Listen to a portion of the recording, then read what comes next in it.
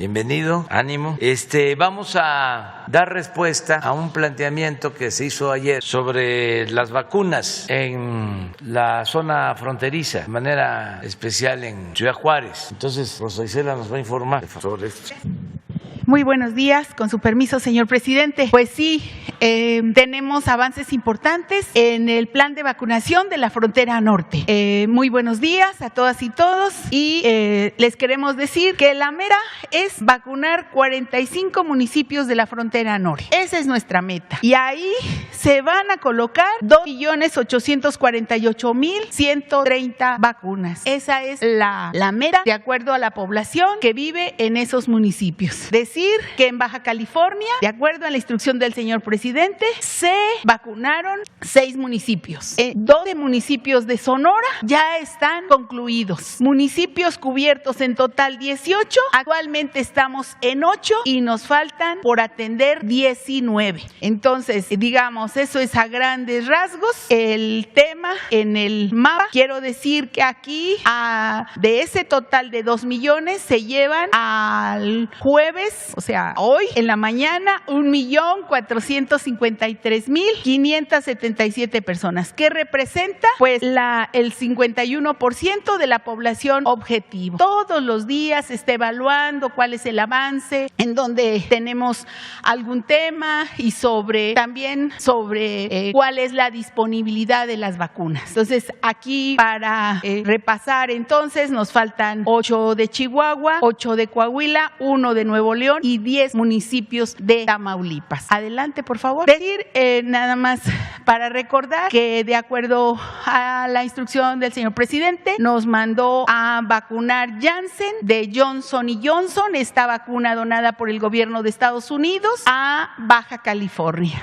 Nos proporcionaron por parte de Salud, de Correcaminos, 1.350.000 vacunas asignadas para esa entidad y se vacunó del 17 al 25 de junio esa cantidad de 1.247.998 vacunas. Hay que recordar que la instrucción es vacunar de 18 a 39 años. Ese es el universo que tenemos que atender. Adelante, por favor. En Sonora se terminó la vacunación de los municipios fronterizos el día en estos días, el día de antier, y en 9 días se vacunaron 205,000 personas. Hay que decir que los municipios son más pequeños y es otro el dispositivo. Aquí se tuvo 2 tipos de vacuna, tanto la que nos quedaba de Janssen, la Janssen y también la Pfizer. En el primer caso, en Sonora se pusieron 92,416 y 113,163 de la Pfizer y se vacunaron todos los municipios fronterizos, incluido Pitiquito, que está ahí en esa zona y que fueron pocos, 821 personas, pero que de una vez se terminó de atender esta población. Estuvimos, pues, aquí está la fecha cuando terminamos, el martes 6 de julio, antier, en esta entidad tan importante que es Sonora, pero ya está completamente abatida la frontera. Adelante. En el caso de Chihuahua, se va a vacunar del jueves 8 al sábado 10 de julio. Se vacunarán los municipios fronterizos de Ascensión, Coyame del Sotol, Janos, Manuel Benavides y Ojinaga. De hoy, jueves 8 de julio al sábado 10 de julio van a estar las brigadas y esta es la población objetivo que se tiene para esos días, en tanto que el sábado 10 y el domingo 11 de julio se aplicará la vacuna en Guadalupe y Praxedis de Guerrero. Es importante el anuncio para Chihuahua, que estén pendientes en estos municipios en este día. Y sí, adelante, para acatar la instrucción del presidente, pues también la Secretaría de Salud y la Cancillería, todos los que participan en la dotación de vacunas, proporcionaron ya las vacunas Pfizer para el municipio, la ciudad de Juárez. Ahí se van a vacunar del lunes 12 al 17 de julio, se realizará la aplicación de la vacuna en este lugar tan importante, por lo tanto se van a instalar ahí 5 centros y 2 macrocentros de vacunación. La meta ahí es aplicar 80,000 vacunas diarias. Muy bueno para que sepan los juarenses que todo mundo va a tener su vacuna, que esta vacuna es universal y que es un compromiso del señor presidente con esta entidad y sobre todo con esta ciudad fronteriza de Ciudad Juárez. Entonces, ahí tenemos una población objetivo de acuerdo a la edad de 542,000 personas. Esta sería la primera dosis de la vacuna Pfizer. Entonces, para que allá en Ciudad Juárez pues estén listos, preparados para estar pendientes de los centros y macrocentros del lunes 12 al 17 de julio. Esto ya está confirmado y estamos haciendo toda la operación logística porque ¿por qué nos atrasamos unos pocos días? Porque actualmente se está vacunando en Ciudad Juárez de 40 a 49 años. Está de ahí en adelante. Entonces, pues decirles que esta vacunación, allá los que nos ven por redes sociales, es muy importante que estén pendientes en dónde quieren ir a vacunarse, pero que todos van a tener su vacuna. Adelante. Pues nos adelantamos al plan, señor presidente, si nos permite. Ya tenemos también las vacunas para Coahuila, porque cumplieron su instrucción también de dotar para la zona fronteriza, que es prioritaria.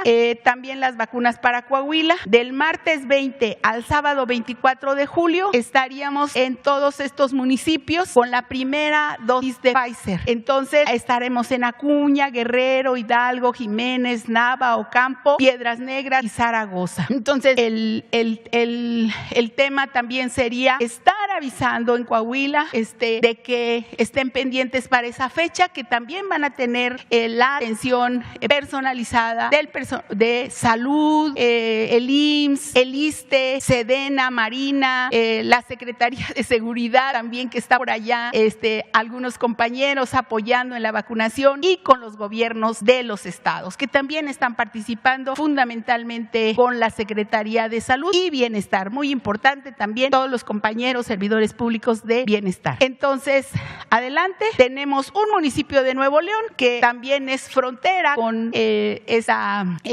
Estados Unidos, y la vacunación también tiene las mismas fechas que el estado de Coahuila. Del 20 al 24 de julio es un municipio, así que acabaremos pronto. Finalmente, aquí también en el plan está atender Tamaulipas. Nosotros estamos esperando aquí la disponibilidad para decir exactamente el día de la vacuna, que también se van a aplicar seguramente, pero no les queremos decir si es el 25, el 26, el 27, no lo tenemos muy claro todavía. Vamos a ver, porque también son muchas más vacunas, para ver la logística de estos lugares. Ya vacunas sí hay, vamos a ver la fecha que les tocaría a Tamaulipas, pero están contemplados todos los municipios: Camargo, Guerrero, Gustavo Díaz Ordaz, Matamoros, Mier, Miguel Alemán, Nuevo Laredo, Reynosa, Río Bravo, Valle Hermoso. En todos los municipios de Tamaulipas también se continuará con el Plan Nacional de Vacunación, y se prevé pues concluir este programa en los primeros días de agosto. Estamos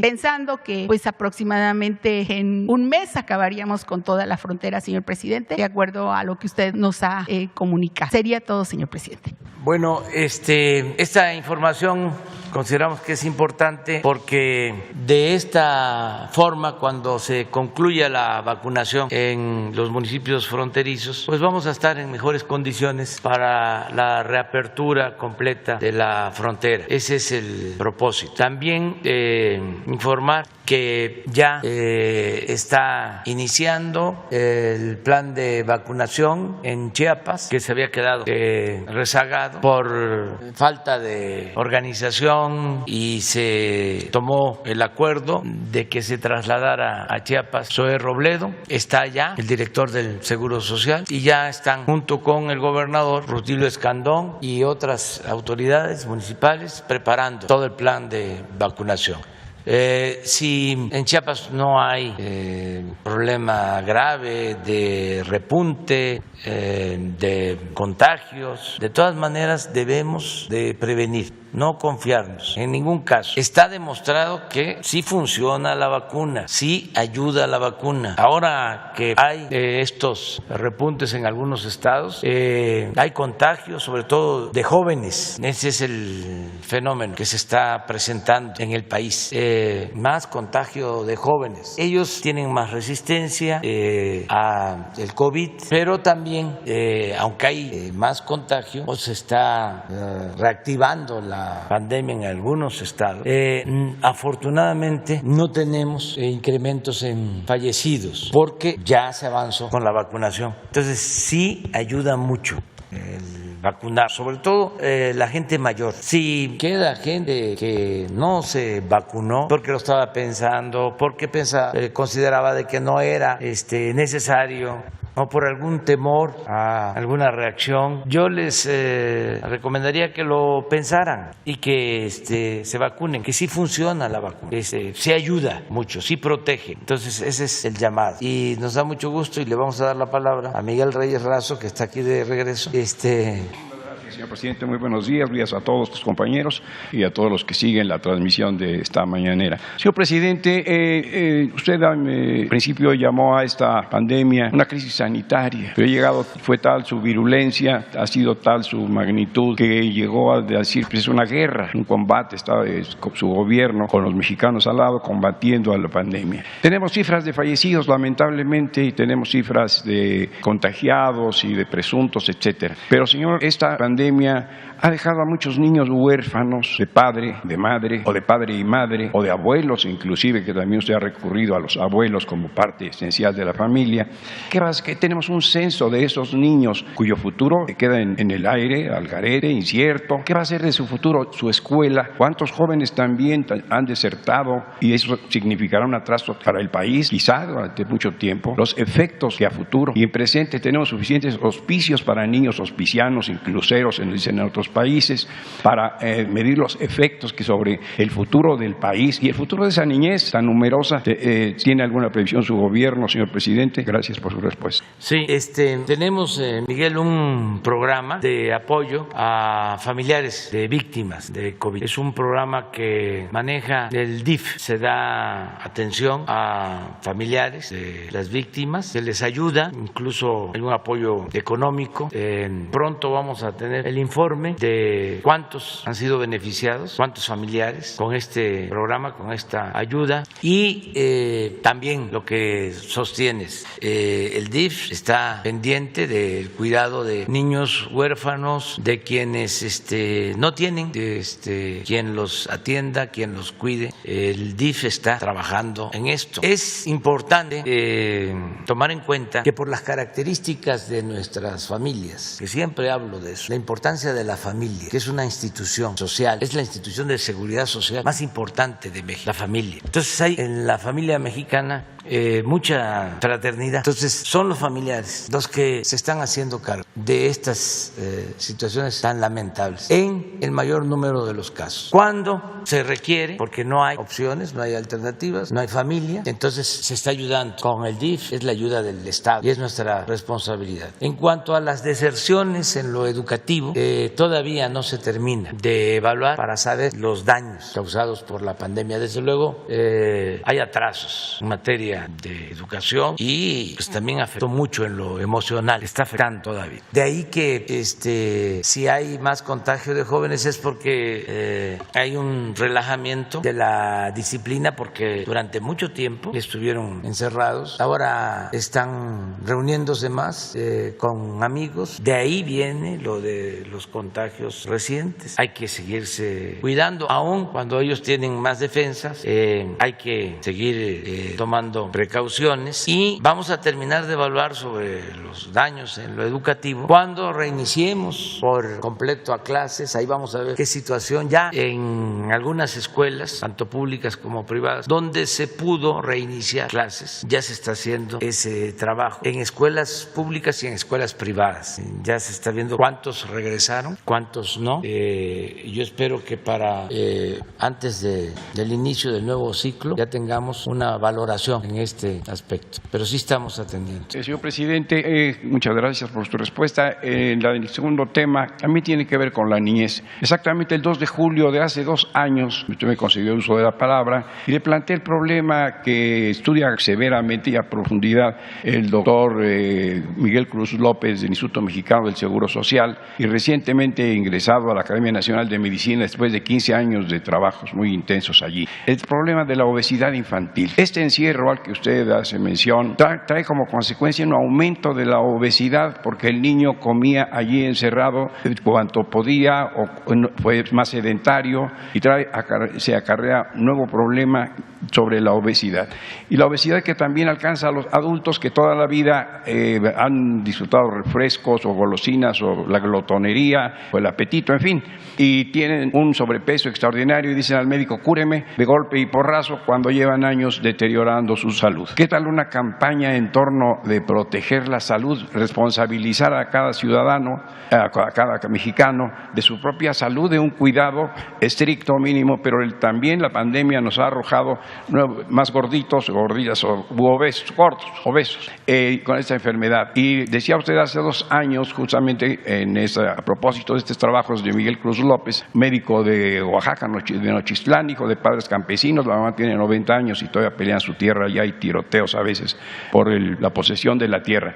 Bueno, pues Miguel Cruz López observa que esos niños son cardiópatas, obesos, hipertensos y son un grave riesgo para un futuro también costosísimo para la medicina nacional. ¿Qué hacer? Fue cuando usted anunció que iba a recorrer todos los puntos y darse cuenta de cómo estaba el sistema de salud y hospitalario desde la CONASUPO y el sistema IMSS rural. Gracias, señor presidente. Sí, antes de la pandemia recorrimos los 80 hospitales del IMSS Bienestar y en todos ellos hay un programa de atención a jóvenes. Recuerdo que son 4 acciones: no a los embarazos no deseados, no a la violencia, no a las drogas y no al consumo de productos chatarra. Esto está en los 80 hospitales y se lleva a cabo un plan con ese propósito. Se elaboró un libro especial para educación en materia de alimentación, de nutrición, también una historieta que ayudó a elaborar sin cobrar nada el Fisgón y se distribuyó casa por casa millones de ejemplares. ¿Cuántos? 10 millones de ejemplares en viviendas. Y vamos a continuar con la campaña de orientación para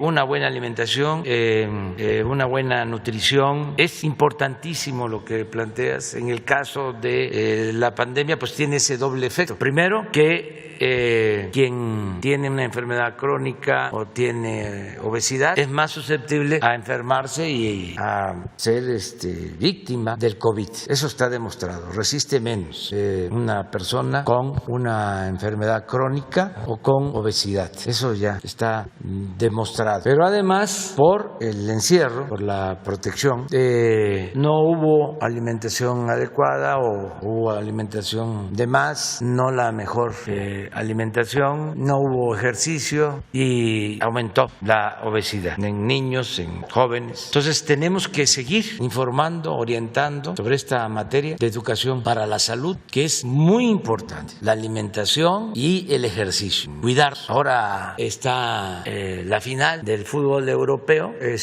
van a la final Inglaterra e Italia y lamenté de que eliminaran a Portugal porque me gustó mucho lo que hizo este gran futbolista Cristiano Ronaldo. ¿No tendrás por ahí el video? Porque una imagen así ayuda más que muchos tomos sobre nutrición. Además lo sentí espontáneo, a ver si se encuentra. Jóvenes, ¿a quién le van? ¿A Inglaterra o a Italia? Bueno, pero miren lo que vamos a ver ahora.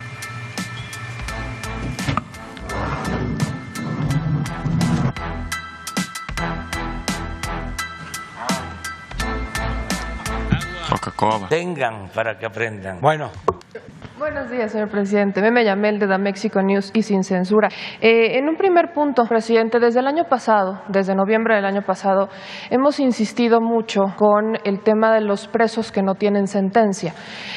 Sobre este tema, primero quisiera preguntarle si ya tuvo alguna respuesta del Consejo de la Judicatura Federal a la carta que mandó para que resolvieran estos casos de presos que no tienen sentencia, que son muchos, y bueno, es una de las tantas injusticias que heredó esta administración. Todavía no tengo una respuesta. Qué bien que tocas el tema, porque hoy voy a preguntar cómo va esa gestión. En efecto, envié una carta al Consejo de la Judicatura porque hay miles de presos que llevan años sin ser sentenciados, y eso es una tremenda injusticia y es también contrario a la aplicación de la ley, que debe de aplicarse la ley de manera pronta y expedita. Sobre este tema también, presidente, uno de los casos que más se ha sonado, que es preso sin sentencia, es el tema de los Vallarta. Actualmente, Luis Cárdenas Palomino se encuentra preso en el mismo penal en donde se encuentran los Vallarta. Sabemos que está aislado, que no tiene contacto con los demás, pero quisiera preguntarle sobre este tema, presidente, si usted tiene conocimiento de cómo ha avanzado las mesas de justicia sobre el caso de los Vallarta y si Estados Unidos ha solicitado la extradición de Luis Cárdenas Palomino por los delitos por los que lo investigan en ese país. Bueno, la secretaria de Gobernación, Olga Sánchez Cordero, está atendiendo este asunto del señor Vallarta. Se ha complicado porque hay que hacer muchos trámites. Hoy voy también a pedir que nos informe el por qué no se ha resuelto este asunto y por coincidencia, pero también porque así sucedieron las cosas. Ahora se detiene al señor Cárdenas Palomino y él está acusado de tortura y hay indicios, no podemos decir que ya son pruebas contundentes, fehacientes, pero hay indicios de que este señor Cárdenas Palomino participó cuando la detención de Vallarta. Sale la mano en el montaje. Sí, aparece en la televisión, incluso si mal no recuerdo hasta se voltea y le dice no me golpees o no me pegues, así es. Algo así. Entonces, pues todo esto se tiene que ver, ya está en la Fiscalía. Voy también a solicitar información sobre alguna solicitud de extradición. Creo que primero tiene que atenderse la denuncia de la Fiscalía. Sin embargo, hay que ver si el gobierno de Estados Unidos está solicitando la extradición. Hoy mismo podríamos informar sobre eso. Y igual, en este tema, el caso de los Vallarta, aprovechando que lo va a revisar, la familia de Israel, el propio Israel Vallarta, solicitó un careo con todos los que han dado testimonio sobre el tema. Una de las personas citada es Azucena Pimentel, que actualmente está en televisión educativa. ¿Tendría usted algún problema, objeción en que fuera a rendir de nuevo declaración? Ningún problema, y además es una decisión de cada quien y todos tenemos que cooperar y ayudar cuando se trata de estos casos. Ya, en otro tema, presidente, este es algo que hemos investigado en Sin Censura, que se nos acercaron varias personas en Sonora. En 1960, el presidente Adolfo López Mateos benefició a 160 ejidatarios del ejido Nuevo Centro de población agrícola Antonio Rosales, con una resolución que supuestamente les entregaba 1,660 hectáreas del predio Copetamaya en Navojoa, Sonora, tierras para cultivo. Estas tierras estaban hipotecadas, eran propiedad de Epifanio Morales Salido, y el gobierno le pagó las tierras y esta persona se quedó con el dinero y con las tierras. Los ejidatarios han invadido históricamente las tierras y se han enfrentado a desalojos violentos que los llevaron a hacer una caravana desde Sonora hasta la capital, que fue frenada en tiempos de Echeverría, y al final les dieron gato por liebre al ofrecerles tierras completamente infértiles. Al negarse a aceptar, uno de los luchadores sociales, Alfonso Ayala, fue preso político y al salir fue torturado y asesinado. Resulta que este predio hoy es un parque industrial. Esas empresas transnacionales, que serían como las Tecate y familias como los Bours, tienen intereses en este parque industrial. Presidente, usted sería la última esperanza para estos ejidatarios y de hecho nos han comentado que le han planteado en numerosas ocasiones cuando ha visitado Sonora este asunto. Por allá en Sonora las autoridades dicen que ya no hay nada más que hacer, que ya todo está resuelto. Entonces, pues muchos ejidatarios se están muriendo, ya están grandes, ya la edad los ha alcanzado y piden que se haga justicia. La pregunta es, pues, ¿qué les respondería a usted, presidente, cuando pues lo contemplan a usted como su última esperanza y si hay algo que se pudiera hacer, entendiendo que todo se inició con un decreto presidencial? Bueno, a través tuyo, que vengan a la ciudad, una comisión 1, 2, 3, que se fije con Jesús la fecha y los va a atender el procurador agrario. Y ya para saber si se puede ayudarlos o no, tratar de ayudarlos, pero que se vea si legalmente es viable el que se les restituyan las tierras. Y si ya tienen posesión de las tierras durante algún tiempo, que se regularice su situación. Pero que ya en definitiva nos está escuchando el procurador agrario, él va a atenderlos. Es más, que se pongan de acuerdo por teléfono porque deben de tener problemas para el traslado, está muy lejos de Sonora, que vaya el procurador agrario a verlos allá. Se ponen de acuerdo. Muy bien. Buenos días, presidente. Noemí Gutiérrez, de Reporte Índigo. Preguntarle qué temas trató ayer con el gobernador electo de Nuevo León y si ya tiene fecha para recibir al gobernador electo de San Luis Potosí. Bueno, pues ayer me reuní con el gobernador electo de Nuevo León y también con el gobernador electo de Querétaro. Muy buenas reuniones las dos. En el caso de Nuevo León, platicamos sobre darle continuidad a compromisos que hemos hecho con el pueblo de Nuevo León, lo que tiene que ver con el abasto de agua, un programa muy importante de utilizar las antiguas vías o las actuales vías del tren, como 40, 50 kilómetros de vías del tren, derecho de vía, para tener un tren urbano y ayudar en la movilidad en la zona metropolitana de Nuevo León. Este es un proyecto que está a cargo del gobierno del estado. Participan también empresarios y el gobierno federal entrega la concesión para que se utilice el derecho de vía. También hay apoyo de la empresa concesionaria del ferrocarril para que esta obra pueda realizarse. Eso sería algo muy importante porque Nuevo León, en este caso la zona metropolitana de Monterrey, pues como otras zonas metropolitanas, tiene muchos problemas viales y hacen falta estas obras, estas opciones, estas alternativas. Hablamos también de seguir ayudando en todo lo relacionado con el funcionamiento del metro, como ya lo hicimos, apoyando con vagones y seguir apoyando a Nuevo León, sobre todo con los programas de bienestar, que continúe apoyando a todos los adultos mayores con pensión. Ayer se dieron a conocer ya las nuevas bases porque se va a ampliar el programa de pensión a adultos mayores, se va a entregar a partir de los 65 años, se incrementa el monto para iniciar en 15%, pero va a llegar al doble en enero del 24. Lo mismo lo de la pensión para niñas, niños con discapacidad, las becas, todos los programas. Y también hablamos de la frontera, ahora que estamos viendo lo de Anáhuac, que es el municipio fronterizo, hablamos de el desarrollo industrial, de las oportunidades que se tienen con el tratado para que siga llegando inversión a Nuevo León, al país. Esto también lo traté con el gobernador electo de Querétaro. Es una situación muy especial, hay condiciones inmejorables para que siga llegando inversión extranjera, porque se logró restablecer el tratado en mejores condiciones, el tratado económico, comercial, ahora también laboral con Estados Unidos y Canadá. Eso nos da una situación de ventaja en el mundo. Por eso la economía está creciendo en México y va a crecer más. Entonces estados como Nuevo León, como Querétaro, van a despegar en cuanto a crecimiento económico. Todo el país, pero esos estados, en el caso de Nuevo León, por su vecindad, por su tradición de producción para la exportación, su vocación de desarrollo industrial, industrial.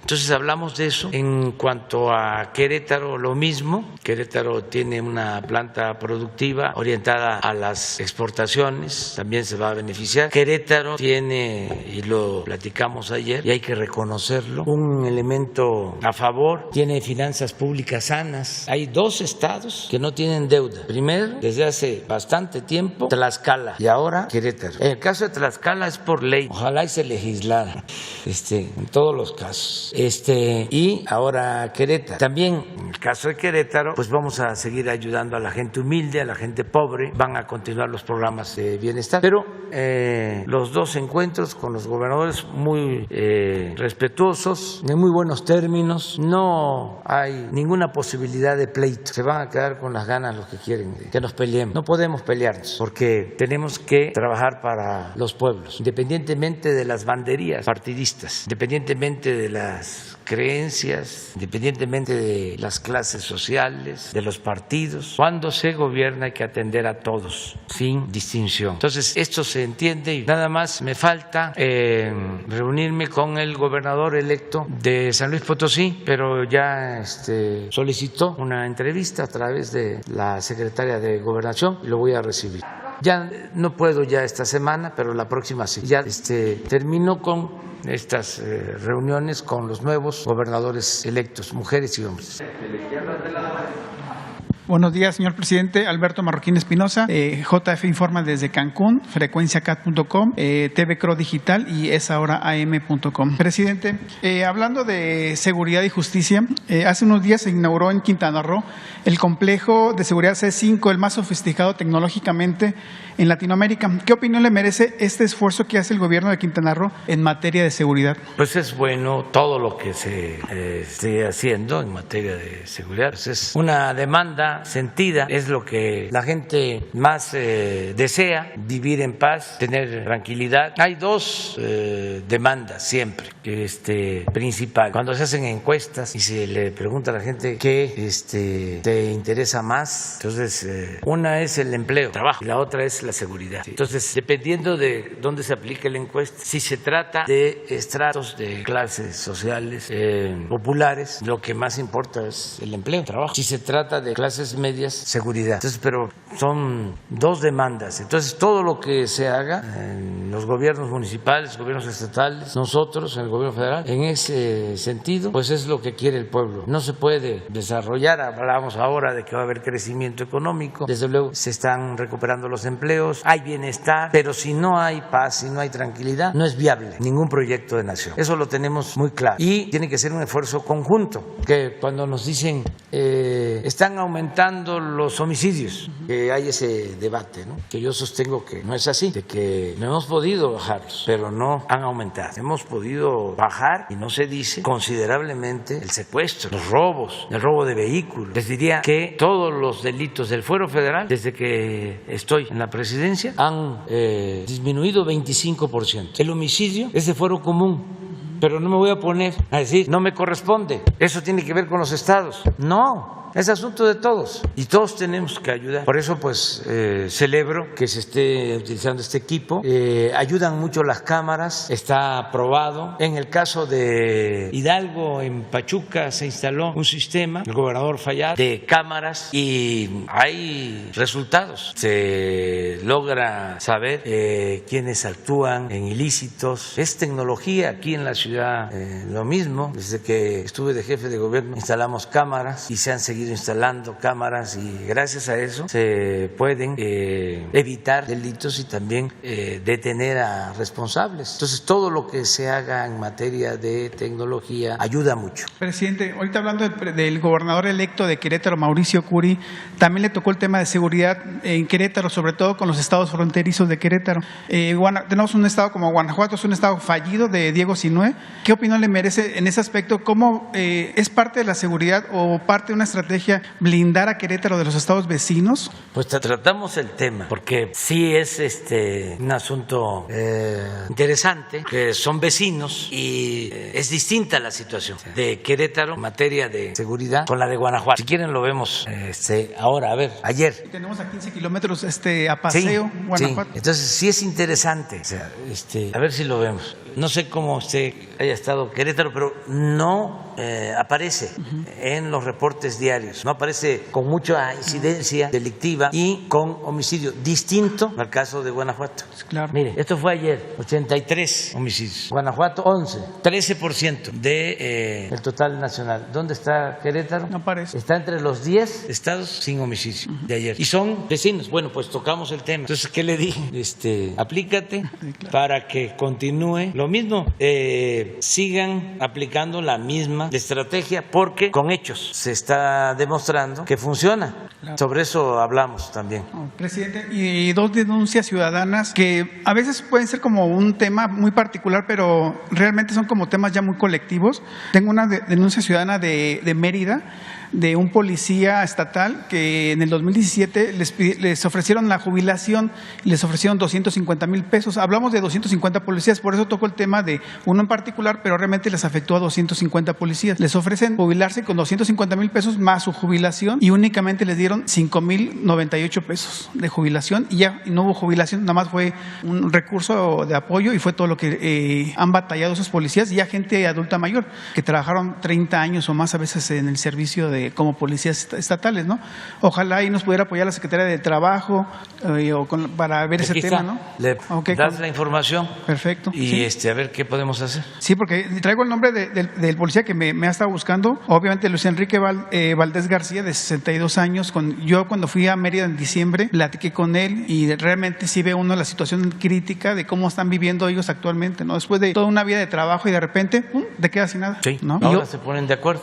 Y otro tema también que también es de Querétaro, es un tema también de una persona pero parece que es como un modus operandi a veces entre un abogado, entre el juez, entre un particular. De repente llegan a una casa y dicen que van a tomar posesión de la casa cuando el dueño de la casa lleva 20 años con su casa y dice, ¿cómo? Si es mía, ¿no? Y con un papel simple van y le quieren quitar la casa, va con el juez, demuestra que es su propiedad con todo y con esos papeles y ese abogado que llevó el caso les pide 250,000 pesos para desistirse. Dice, bueno, te dejo el caso. Se los dan con todo el esfuerzo, venden un carrito que tenía el señor y de repente llega otro dueño, y dice, pues yo ya no tengo nada que ver en ese caso, ¿no? Tengo incluso la entrevista con la familia en mi canal de YouTube.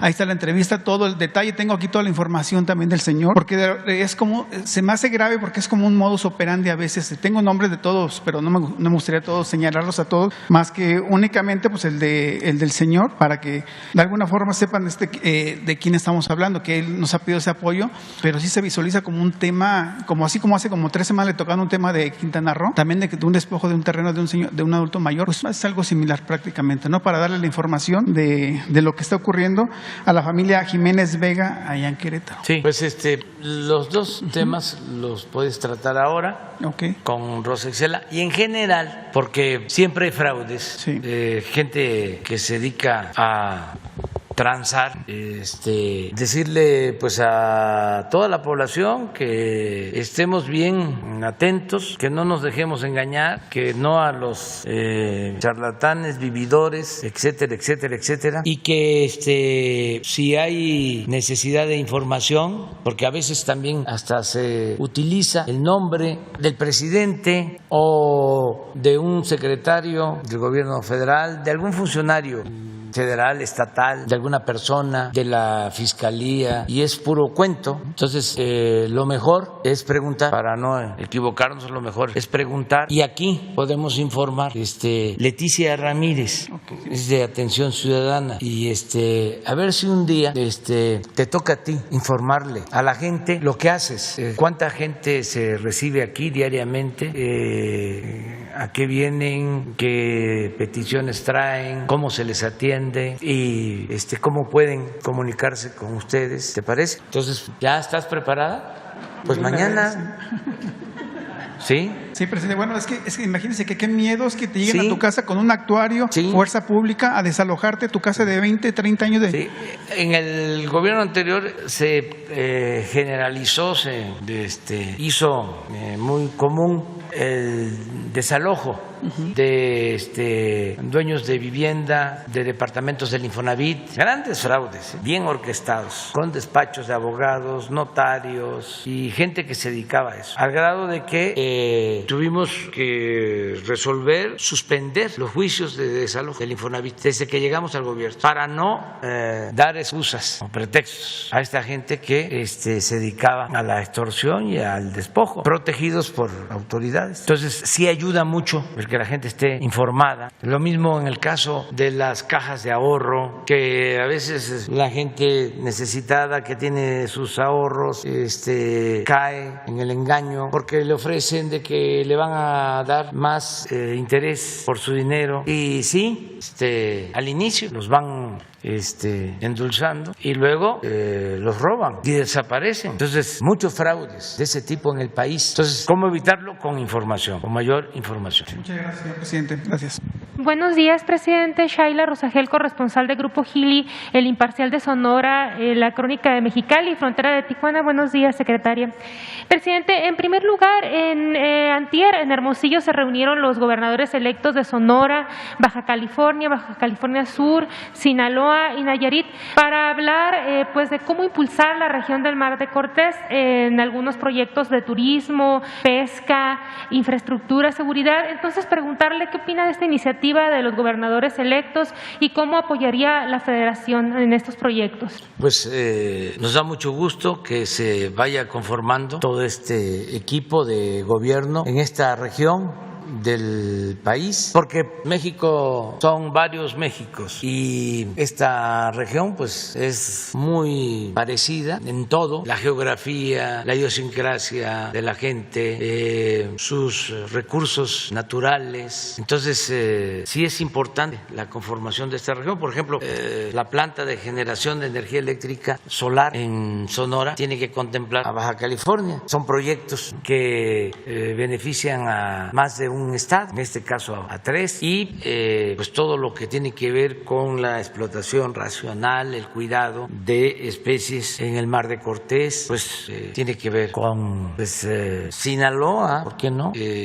Con Sonora, con las dos Baja California, incluso con Nayarit, toda la región. Ahora vamos a terminar ya de desarrollar todo el complejo ecológico, cultural, histórico de Islas Marías, que ahí es Nayarit y es Sinaloa, pero también Baja California Sur. En fin, son proyectos integrales, regionales, que pueden impulsarse. Todo lo que tiene que ver con lo social. Me da mucho gusto que la mayoría de los gobernadores electos me han estado planteando que ellos estarían de acuerdo en aportar la mitad de la inversión necesaria para que se incluya a todos los que tienen una capacidad diferente, una discapacidad, en el programa de las pensiones, porque ahora nada más se puede atender o se está ayudando a 1 millón de niñas y de niños con discapacidad, pero en general tenemos en el país un poco más de 6 millones de personas con discapacidad. Entonces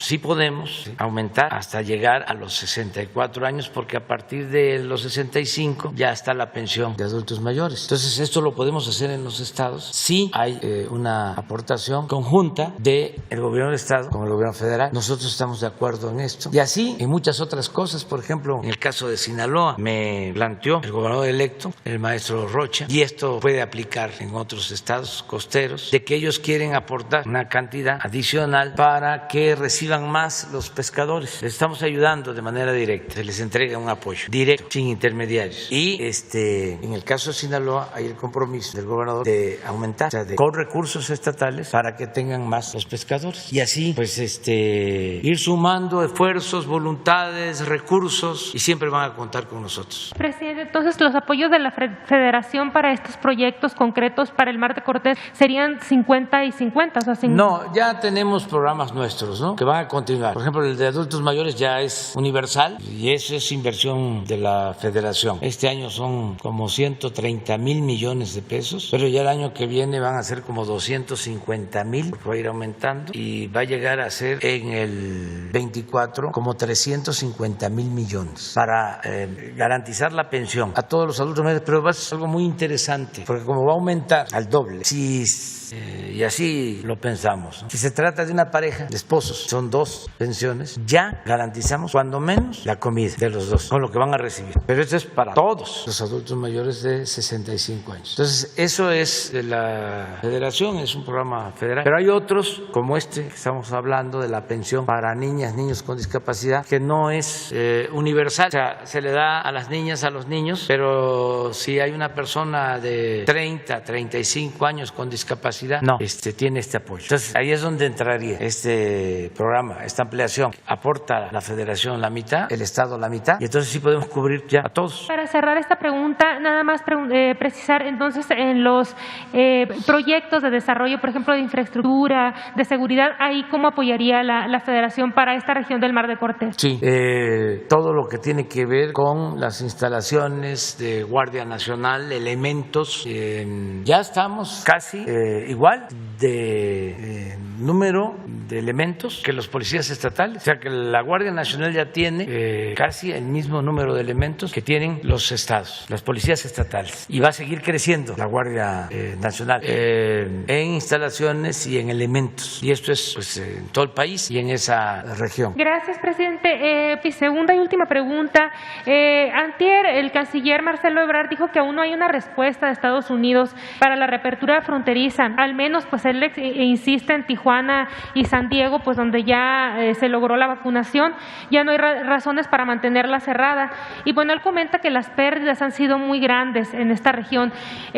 Preguntarle, presidente, si usted tiene el dato, si le ha comentado, si le han comentado a usted a cuánto ascienden las pérdidas para ambos lados de la frontera, y qué opina de esta tardanza de Estados Unidos para responder a la propuesta que ha hecho México, y preguntarle también si este repunte de casos de contagios que hay en el país, por ejemplo en Sonora ha habido un repunte de contagios, si esto podría imposibilitar pues que al menos se revisen las entradas no esenciales como ha propuesto el canciller, si podría ser un impedimento. No, porque se está avanzando en la vacunación. Por ejemplo, ya Baja California está igual que California. Incluso se está buscando la comunicación, yo creo que ya lo hizo el canciller, el secretario Marcelo Ebrard, con el gobernador de California. Y ya respondió también la autoridad de San Diego favorablemente para la apertura de la frontera. Pero desde luego es un asunto que corresponde también al gobierno federal en Estados Unidos y se está ya viendo este tema. Pero el mismo porcentaje de vacunados que hay del otro lado de la frontera en California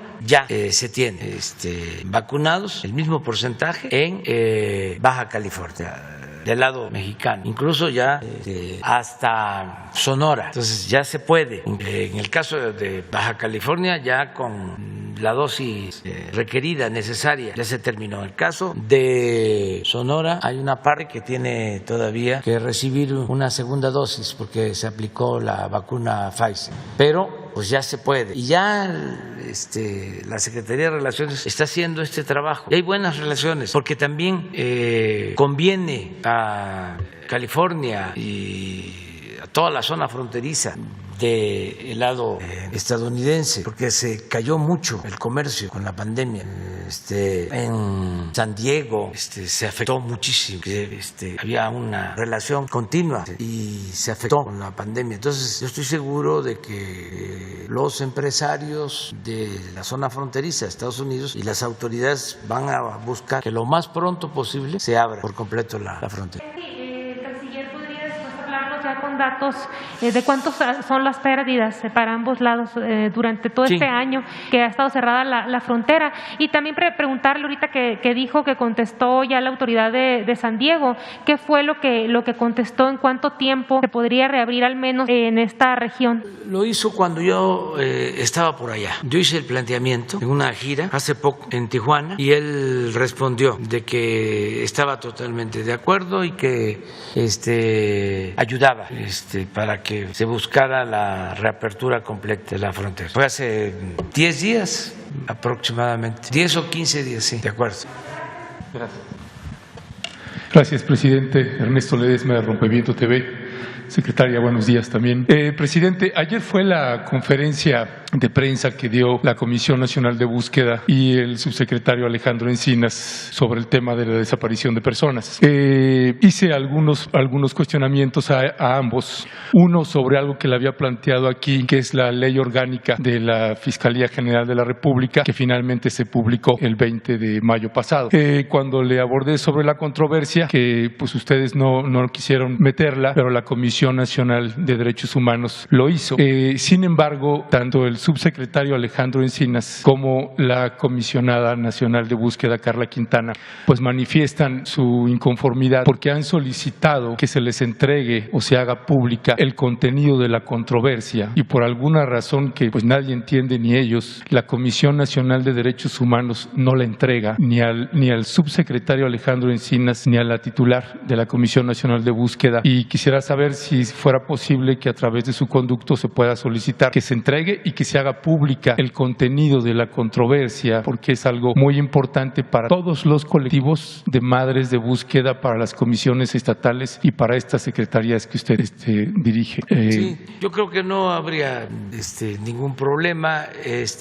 Seguramente la presidenta de la Comisión Nacional de Derechos Humanos nos va a atender y pueden ellos dar a conocer este documento. Creo que no hay ninguna no hay restricción para hacerlo. Entonces, no creo que haya problema y ojalá y se entregue. Nosotros lo veríamos bien, porque en efecto no hay que ocultar nada. O sea, usted le pediría a la presidenta de la Comisión Nacional de Derechos Humanos que la entregue y la haga pública. Respetuosamente. Sí. Si no tiene ningún impedimento legal, no lo hay. Pues entonces que se haga público, sin problema. Gracias, presidente. Sobre ese mismo tema, esta parte que yo le comentaba la vez pasada, de poderle dar facultades a la Comisión Nacional de Búsqueda y a la Subsecretaría de Derechos Humanos, hice la pregunta puntual a ambos funcionarios para que nos dijeran qué necesitan para poder dar mejores resultados, porque pues en lo que toca a las búsquedas y a la investigación por parte de la Fiscalía pues no se ha dado. Entonces, si ya está esa ley orgánica publicada y ya perdimos ahí a la Fiscalía General de la República en materia de investigación, el subsecretario Alejandro Encinas y la titular Carla Quintana respondieron lo siguiente. La reforma que nos hace falta es, sin lugar a dudas,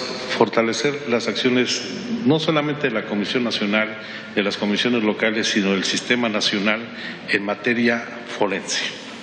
Creo que ayudará mucho reconocer como peritos, tener peritos especializados para llevar a cabo diligencias de exhumación de cuerpos a las comisiones locales, por supuesto con peritos calificados y certificados. Pero la segunda gran reforma tiene que ver con el Poder Judicial. Mientras nosotros no resolvamos que los casos de desaparición sean castigados, pues este fenómeno va a seguir reproduciéndose. Son de los temas que hay que enfrentar y resolver. El amparo buscador solamente elaboramos esta guía porque creo que no se ha visibilizado lo suficiente que los jueces son autoridades buscadoras y los jueces tienen mayores atribuciones constitucionales, incluso que las fiscalías y que las comisiones de búsqueda, para poder, por ejemplo, entrar a instalaciones de las Fuerzas Armadas, de las policías estatales, de las policías municipales, y no se ha utilizado este recurso lo suficiente. Respuesta inmediata, poder acceder a un juez para las sábanas de llamadas, para los cateos. Nosotros no podemos realizarlo sin el Ministerio Público. No somos primer respondiente, es decir, si encontramos una fosa, inmediatamente tenemos que llamar a la autoridad ministerial.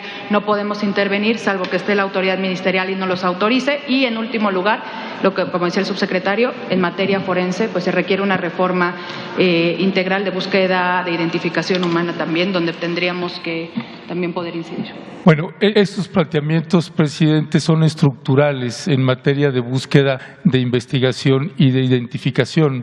Y yo quisiera saber si es factible que usted pueda empujar esta solicitud que están haciendo ellos de una manera pues tan fuerte como cuando empujó que se se hiciera delito grave la corrupción, porque es algo fundamental que le daría muchísimos resultados a su administración sobre este tema y que es, ahora que ya está esta ley orgánica, que es un retroceso, pues esto ayudaría si les diera estas herramientas. Sí, Alejandro Encinas tiene todo nuestro apoyo en esto y en todo. Él asiste a las reuniones de seguridad todos los días, de 6 a 7 de la mañana, y tratan estos temas y tienen todo el apoyo, no hay ninguna limitación.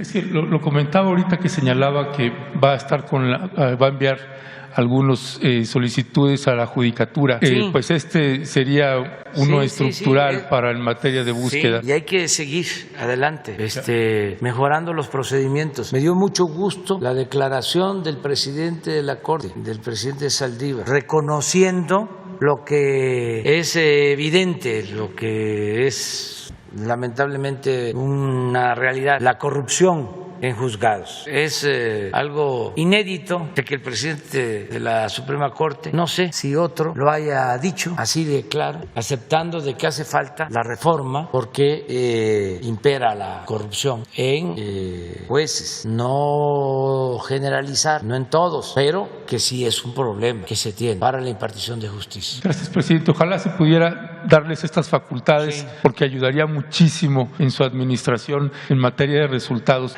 El segundo tema, presidente, es sobre Oaxaca. Usted gestionó para que también me recibiera también ahí el gobernador. Tuve una entrevista con el gobernador Alejandro Murat para que se le pudiera, en materia de la restitución del agua a San Pedro y San Pablo Ayutla, que en junio, el 5 de junio pasado, cumplieron 4 años sin agua. Demostramos, después de una verificación de un recorrido en campo en San Pedro y San Pablo Ayutla, que no había agua y que el pozo que instauraron pues no da abasto ni siquiera al 10% de la población, y hay una situación de precariedad tremenda que no se resuelve en más de 4 años.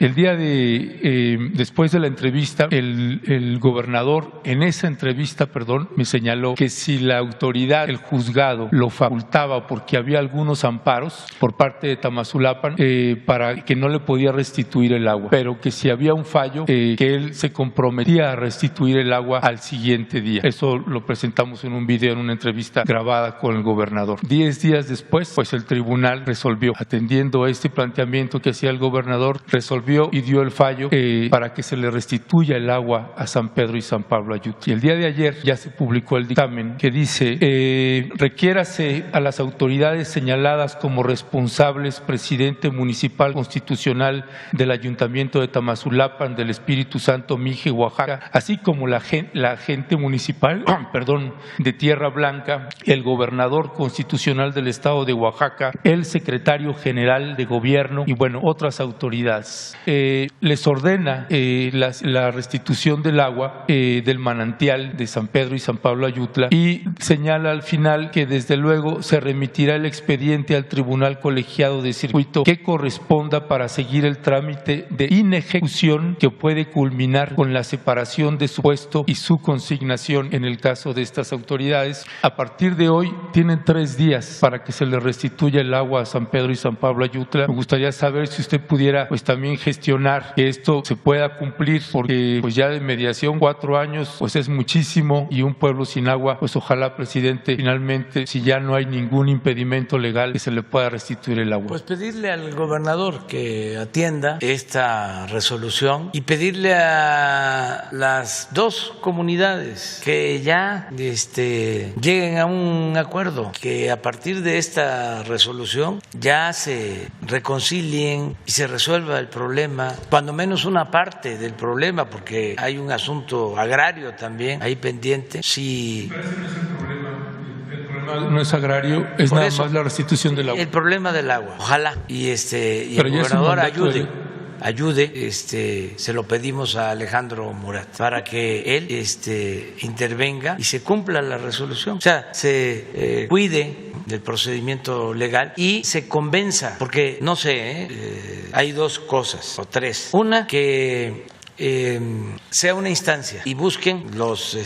No, ya es la última. Bueno. Ya fueron dos apelaciones, esta es la tercera y definitiva, ya no hay apelación alguna. Esa es una. Dos, que sencillamente no acepten, ¿sí? Porque lo pueden hacer y se declaran en rebeldía. Entonces se tendría que aplicar la resolución con el uso de la fuerza pública, así es, ¿sí? O habría que quitar a las autoridades. Entonces, pero eso no deja de ser pues un conflicto. Sí, pero... Permíteme. Entonces, lo mejor es lo tercero, de que si ya hay esa resolución, ya es definitiva, que hoy mismo vayan servidores públicos de Oaxaca a hablar con las partes, que se los pedimos a los dos pueblos y que demuestren que son capaces de perdonar, que nos den una lección a todos, a ver qué pasa. Porque nosotros no podríamos usar la fuerza, ¿ya? Claro, primero no nos correspondería y segundo, aquí no se usa la fuerza. Aquí es la Comisión Nacional del Agua. Sí, y menos en la tierra de Juárez, que decía nada por la fuerza, todo por la razón y el derecho. Sí, pero por la fuerza dejaron a un pueblo 4 años sin agua, presidente. Por eso, pero no vamos y el otro no. Sí, pero no coincidimos en eso, ya lo hemos visto. Ya viste que, pero ves qué bien que no pensemos iguales, porque eso es la democracia. Yo no quiero que se use la fuerza. Lo que quiero es el diálogo con compromiso.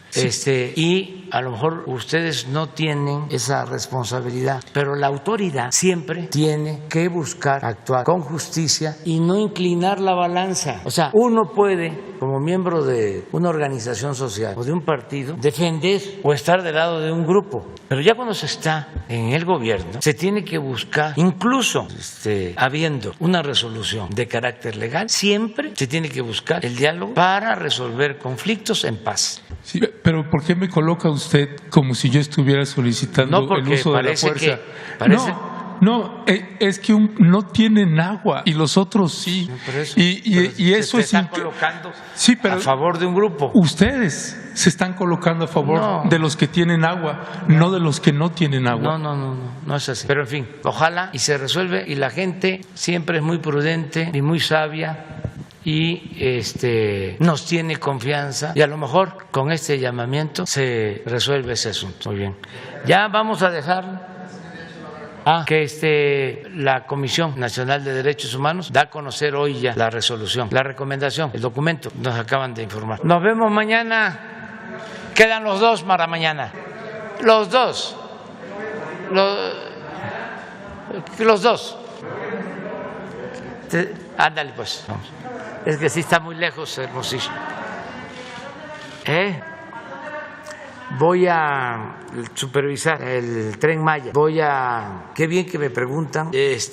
Voy a estar en el sureste, voy a Chiapas, voy a Tabasco, a Campeche, a Yucatán y a Quintana Roo. Y la conferencia del lunes próximo va a ser en Tabasco, en Villahermosa. Vamos a llevar a cabo allá porque se van a reiniciar las reuniones en estados para el tema de seguridad, así como lo hemos hecho en otras ocasiones, como ya pasó la temporada electoral. Ahora, no solo vamos a hacer aquí las reuniones de seguridad, sino también en los estados y al mismo tiempo desde los estados se van a llevar a cabo estas conferencias, estos diálogos. Entonces, el lunes va a ser en Villahermosa la reunión de seguridad de 6 a 7 y la conferencia de 7 en adelante. Martes, miércoles, jueves, viernes de la semana próxima va a ser aquí. O sea, también va a ser un día por semana que vamos a estar fuera. Por lo general los lunes, de que aprovecho para hacer una gira y ya me quedo para el tema de seguridad y la conferencia, esa información. Bueno, es de evaluación.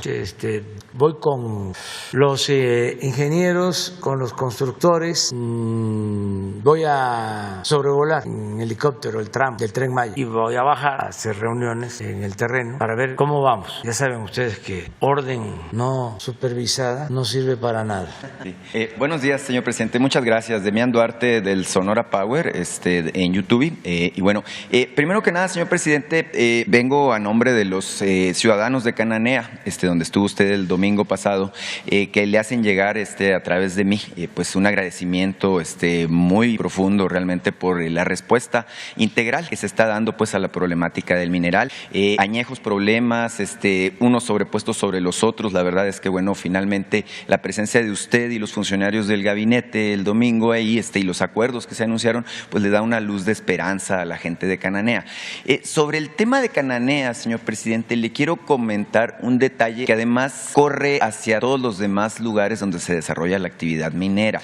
En este momento, la mina de Cananea, Buenavista del Cobre, que es propiedad, como usted sabe, de Grupo México, está en el proceso de revisión de su contrato colectivo de trabajo, un asunto muy importante.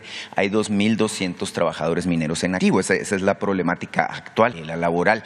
Y bueno, ellos han estado en una mesa de negociación discutiendo con Grupo México un tema que es muy delicado.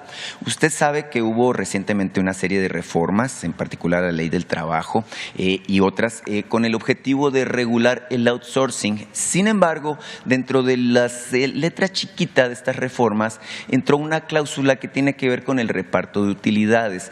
Mire, el asunto es que quizás la gran mayor parte de los trabajadores del país no tienen estos niveles en términos de lo que es el reparto de utilidades. Sin embargo, los trabajadores mineros sí. En mayo pasado, los trabajadores de Cananea recibieron en promedio 400,000 pesos de utilidades. Ellos tienen un sueldo promedio de 17,000 pesos mensuales, es decir, las utilidades que recibieron equivalen a el equivalente a 2 años de sueldo. Es un tema muy importante para ellos.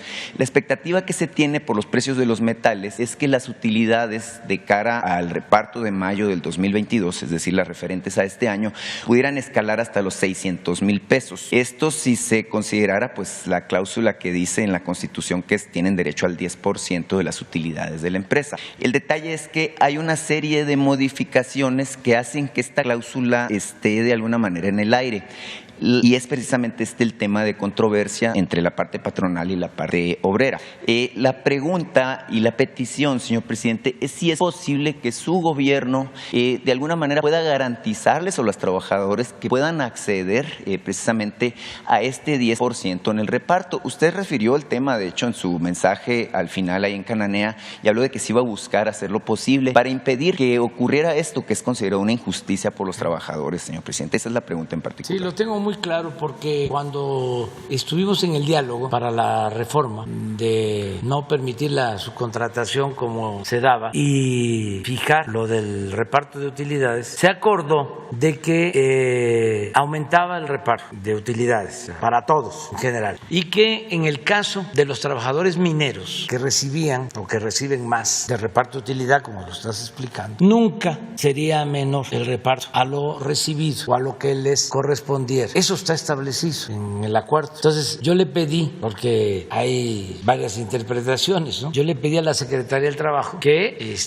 se interpretara bien, que es no pueden recibir menos los trabajadores mineros de reparto, porque se estableció de que nunca van a recibir menos. Pueden decir que proporcionalmente ¿sí? es menos, pero que cuantitativamente es lo mismo. No pueden recibir menos proporcionalmente. Es decir, si es más la utilidad, pues tienen que recibir más. Por eso es reparto de utilidades. Entonces, es un asunto que se tiene que aclarar. Yo creo que la empresa va a entender de lo que se trata. ¿Qué está sucediendo? Bueno, pues que hay auge en la producción minera, sobre todo por aumento de precios. Entonces, hay más utilidades y les corresponde más a los trabajadores. Así de sencillo. Van a recibir más los empresarios. Qué bueno, pero ¿por qué no van a recibir también más los trabajadores? Eso es todo. Pero es un asunto de interpretación. Ya le pedí a Luisa María, alcalde, que tratara este asunto. Estuvimos aquí en una mesa de juntas y salió ese tema antes de presentar la iniciativa. Y se acordó eso. Es decir, en el caso de los trabajadores mineros, que es un asunto de excepción, porque ellos reciben más reparto que la mayoría de los trabajadores de México, nunca su utilidad va a ser menor a la que se haya recibido con anterioridad. Hay una interpretación ahí que habla del promedio de los 3 años anteriores. La preocupación real es que quizás los 3 años anteriores, por ejemplo el año de la pandemia o el año anterior donde estuvieron deprimidos los precios de los metales, no reflejen la realidad de lo que ocurre este año. Y es ahí donde está el debate, porque puede parecer, bueno, si yo hablo de 200,000 pesos que me quitan de mis utilidades, pues yo creo que es mucho dinero, ¿verdad? Pero si hacemos la sumatoria de los 2,200 trabajadores de Cananea y lo multiplicamos por 200,000, estamos hablando de 440 millones de pesos que se quedaría la empresa como utilidades y que no le repartiría a los trabajadores. Esto es lo que los trabajadores consideran que es injusto. Sí. Y en ese término es donde están pidiendo pues la mediación de su gobierno para que dentro del contrato colectivo de trabajo quede. Y el detalle es el siguiente, señor presidente. La administración está por irse de vacaciones, entiendo, la administración pública ahora en el mes de julio. Este proceso de negociación del contrato colectivo tiene un plazo perentorio que es el 5 de agosto próximo. Es decir, usted acaba de ir a Cananea, acaba de establecer condiciones para que se resuelva la problemática histórica. Obviamente en Sonora no quisiéramos ver una situación en donde la inestabilidad laboral de vuelta se asome, ¿verdad? No va a haber problema, no, se va a llegar a un acuerdo.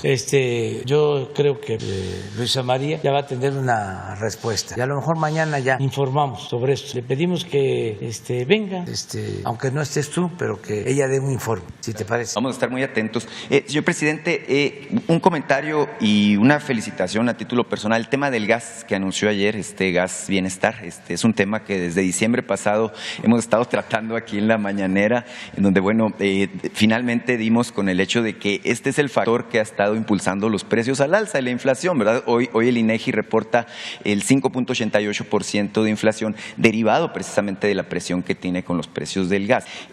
Mucho de mi público, de mi canal en YouTube, lo han estado felicitando, creen que es la solución, tanto lo de la creación de la empresa como el fijar precios máximos. Sé que es un poco más complicado por el entramado jurídico que se requiere para fijar el precio tope. Sin embargo, bueno, la pregunta es, ya anunció usted que van a empezar aquí en la Ciudad de México. La pregunta en específico es, ¿qué va a pasar con el resto del país? En Hermosillo somos víctimas de la misma práctica de oligopolio que se ha detectado aquí en la Ciudad de México. Tengo entendido que también en Quintana Roo sufren de este problema y seguramente es multiplicado por los 32 estados del país.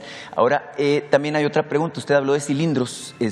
Los que tenemos, porque me incluyo por ahí, tanques estacionarios, ¿qué podemos esperar? Es decir, ¿qué alcances va a tener la compañía Gas Bienestar, que usted acaba de anunciar?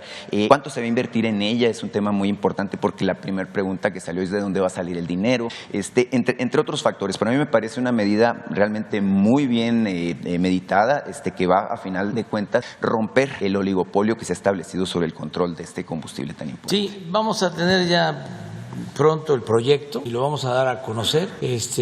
Tenemos ya un plazo, 3 meses, para que empecemos a distribuir el gas aquí en la ciudad.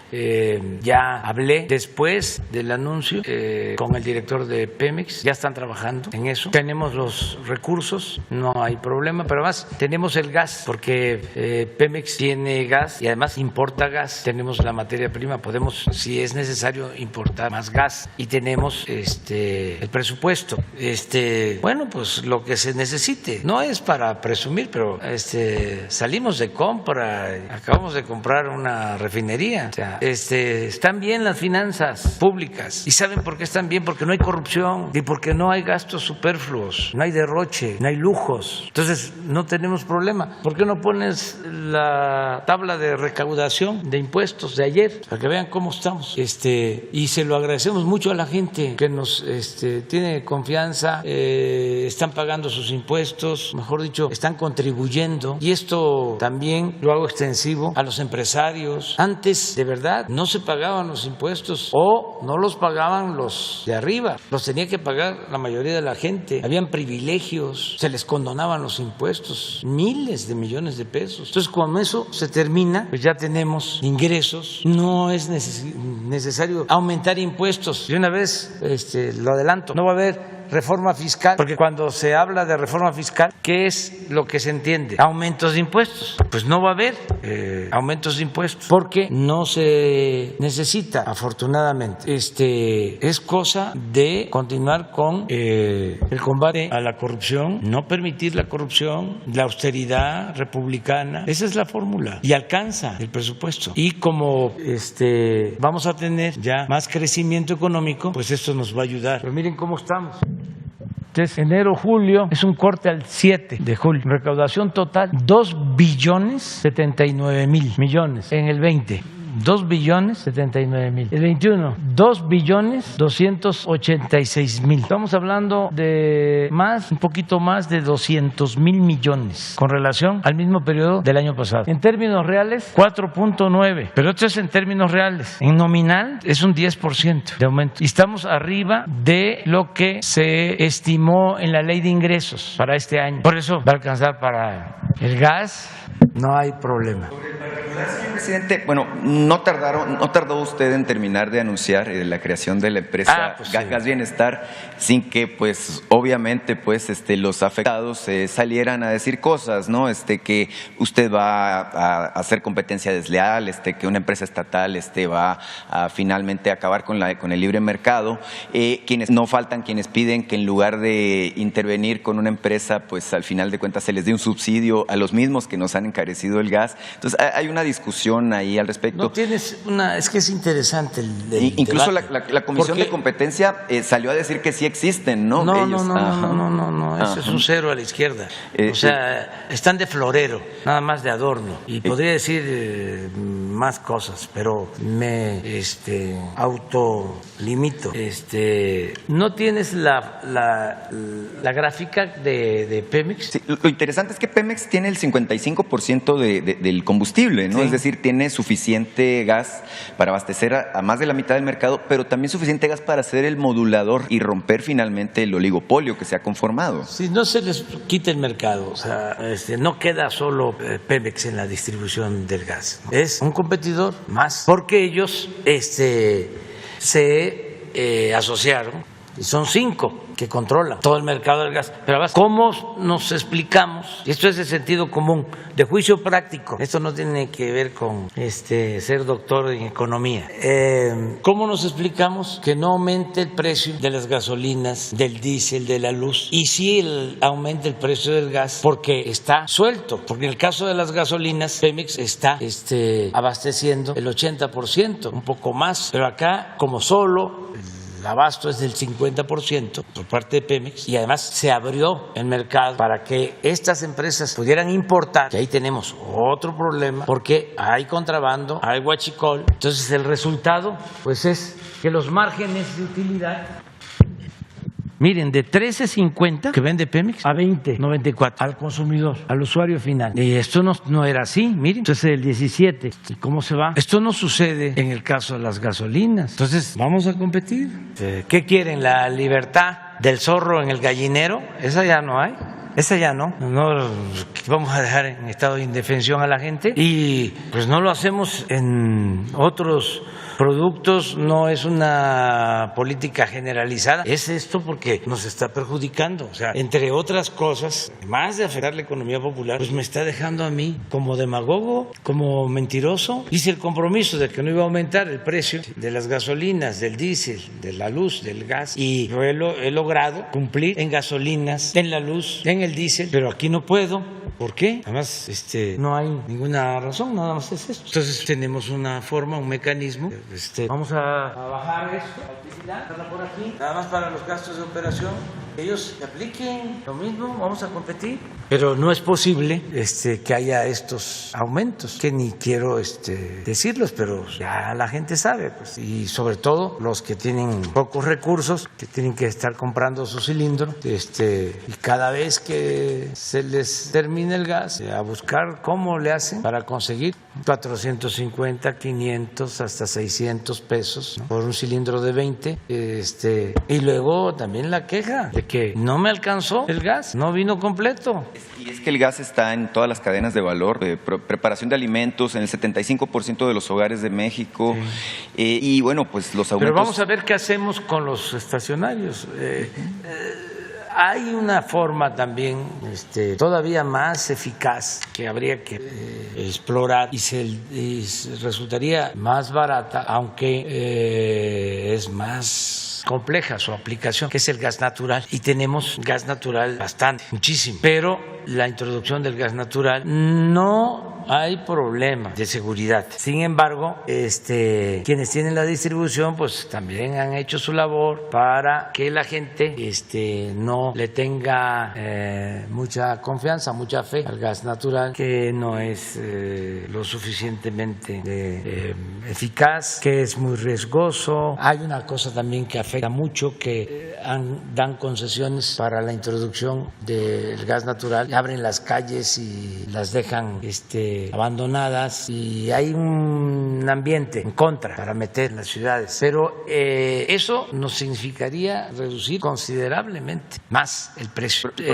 No estamos haciendo a un lado esa posibilidad. A lo mejor para el caso de empresas grandes se puede hacer algo con el gas natural. Y el ACLP también para tanques estacionarios no lo descartamos, pero lo que queremos es comenzar con cilindros. El problema con el gas natural, es que las compañías cobran lo que quieren, pero luego además la queja generalizada, por lo menos en Hermosillo, es que los frijoles no quedan igual, señor presidente. Que le falta calor, que le faltan leña. Así es. ¿Mande? Se van a frenar los atracos en los camiones, en los cilindros, en varios puntos de la ciudad.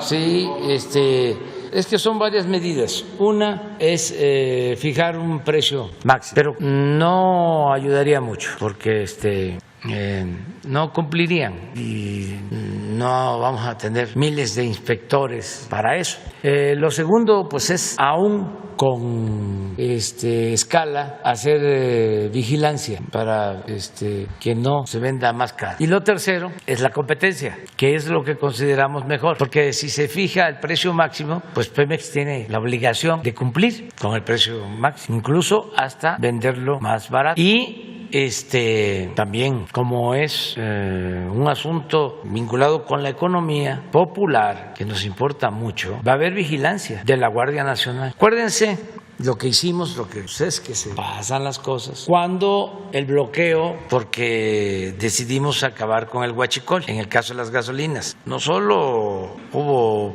bloqueo, sino sabotaje, nos estallaron ductos, porque buscaban dejarnos sin abasto. La gente se portó muy bien, porque tenían que hacer cola, no había gasolina. Una de las medidas que tomamos fue comprar de inmediato 650 pipas, que ahí están, manejadas por la Secretaría de la Defensa Nacional. Los que recorremos el país, que andamos por las carreteras, vemos cómo se mueven estas pipas. Va adelante una patrulla del ejército, atrás otra, y van 20, 30 pipas a cargar a Tuxpan, a cargar a Salina Cruz para distribuir combustible, y no hemos tenido ningún problema, y esto nos ayudó muchísimo, y se redujo el huachicol de 80,000 barriles que se robaban diarios a 4,000 que se roban todavía. Ahí andamos, pero fue una decisión que se tomó para eso, para que no nos falte en ese caso las gasolinas, que no faltaran las gasolinas, y en este caso es que no falte el gas, no va a faltar.